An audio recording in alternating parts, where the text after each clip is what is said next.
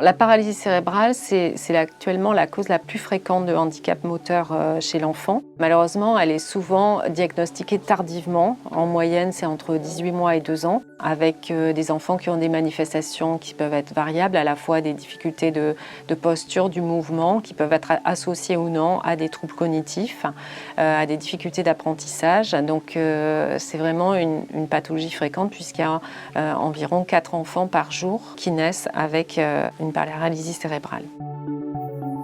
Le projet européen Ensemble, c'est un projet qui est très novateur. L'objectif, ça serait à la fois donc, de faire un diagnostic plus précoce pour ces enfants qui ont une paralysie cérébrale et également de bénéficier d'une fenêtre de neuroplasticité pendant les 2 premières années pour mettre en place des rééducations plus efficaces, plus personnalisées pour tous ces enfants.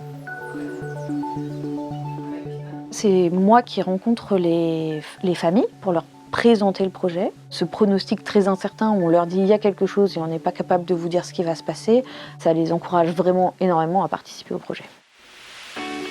On a vocation à enregistrer les électroencéphalogrammes couplés à la vidéo pour les enfants qui rentreront dans le protocole. Voilà. Et on fait ça pour chaque électrode. Pour nous, c'est une occasion très importante d'obtenir des données pour un très grand nombre d'enfants avec une lésion cérébrale et d'avoir un suivi longitudinal.